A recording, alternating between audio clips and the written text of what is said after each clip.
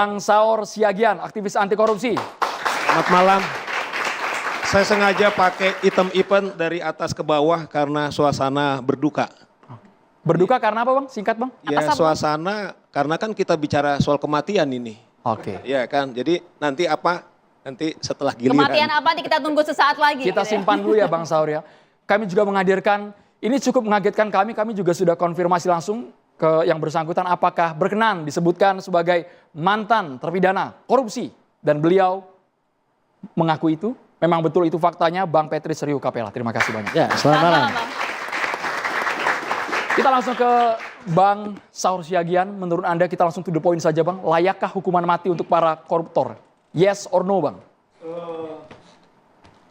Kalau kami kan sebagai praktisi hukum selalu kita bicara evidence dulu, Andro. Jadi nggak bisa kita bilang yes or not gitu loh, pasti ada alasan kita.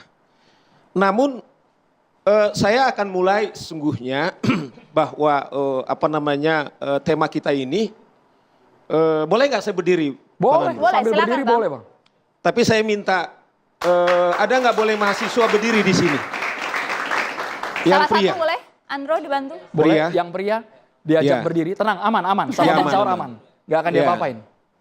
Oke, ada seorang wanita samping saya, seorang mahasiswa, karena Anda butuh. Saya butuhkan duduk di. Boleh? Andro, kepada pemirsa semuanya, tolong Anda hadap saya. Yang wanita samping saya. Nggak mau banget kan di sebelah Bang Saur. Ketika presiden kemudian bersumpah, di samping kiri beliau kemudian ada kitab suci. Tangannya kemudian menyebutkan jempol ke atas, kemudian di sini ada Ketua Mahkamah Agung kemudian membacakan. Tapi saya bantu aja Ketua Mahkamah Agungnya.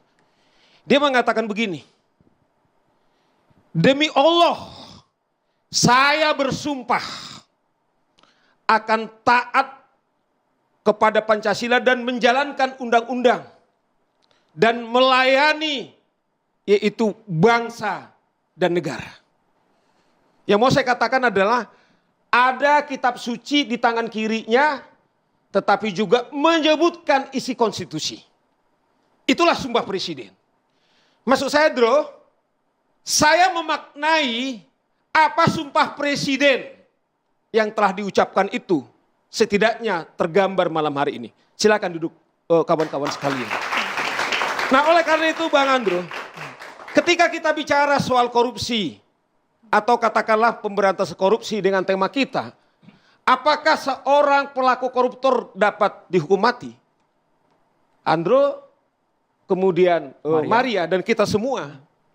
Akhir-akhir ini di mana kita sedang berjuang soal prestasi sepak bola kita. Tetapi yang sekarang populer adalah yaitu klasemen Liga Korupsi. Ada yang baru Bang, koruptor calling. Koruptor calling. Setelah kita digemparkan yaitu 1.000 triliun. Yaitu dugaan kasus di Pertamina. Kemudian diguncangkan lagi apa yang terjadi di Antam. Bang Patrio. Bang. Kemudian juga yang paling menggelitik. Termasuk ada Andro di sana. Minyak goreng kita kawan-kawan sekalian termasuk Andro Meda. Mengukur apakah betul 1 liter. Ternyata Menteri Pertanian telah mencoba mengukur. Kemudian Direktur Tipikor-D sudah mengukur. Ternyata seperti ukuran dari Andro. Hanya kurang lebih 700 sampai 800 milimeter. Bayangkan semua pasal 33 hajat hidup orang banyak. Bicara kita soal minyak, kebutuhan daripada 280 juta rakyat Indonesia. Bicara kita soal apa yang terjadi di PLN, itu sumber kita tidak akan bisa kita bicara hari ini kalau tidak ada lampu kita. Bicara kita soal minyak, dugaan saya lebih besar kebutuhan minyak kita daripada Pertamina. Inilah yang terjadi. Andro, Maria kita ingat tahun 98. Soeharto runtuh Bang Patrio. Itu adalah 5 agenda daripada yaitu mahasiswa untuk meruntuhkan Soeharto. Salah satu atau ikonnya adalah KKN. Itu korupsi. setelah 25 tahun lebih Bang Andro, Maria, korupsi itu masih tetap jalan. Kita lihat memang upaya-upaya untuk melakukan itu sudah maksimal. Tetapi apa yang terjadi? Ternyata nihil sampai saat ini. Mari kita benchmarking kepada Cina, karena kita sekarang ini banyak kemudian belajar dari Cina, melihat masalah ini secara holistik. Sama kita tahun 98 memperbarui soal korupsi, di Cina sama. Tapi salah satu Perdana Menteri beliau pada saat itu, dia katakan, berikan saya 1000 peti mati, 1 untuk saya, dan 999 kalau ada kemudian orang mengkorupsi uang lebih daripada 80 miliar rupiah kita, akan saya hukum mati. Andro, dari situlah Cina, setiap orang melakukan korupsi 80 miliar, kemudian dihukum mati. Saya terus terang masuk dari sini, Andro.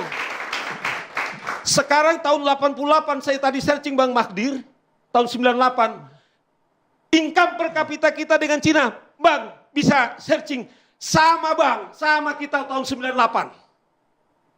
Tapi Bang Fredrik, setelah 25 tahun sampai detik ini kita bicara, kita masih 4.000 US dollar.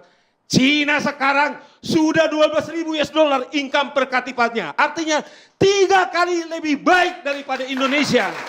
Di mana starting. Oleh karena itu masuk dari sini. Kalau kita serius, selama ini kita memang sudah melakukan. Ada pepatah Afrika mengatakan, kalau kita melakukan hal yang sama berulang-ulang, mengharapkan hasil yang berbeda, itu insanity. Bahasa Jawanya adalah, itu orang gila Bang Patrio.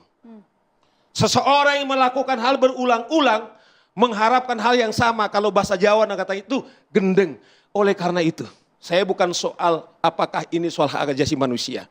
Korupsi itu sendiri sudah melanggar hak asasi manusia. Oleh karena itu menurut saya supaya kita maksimal, kenapa kita tidak menerima Cina?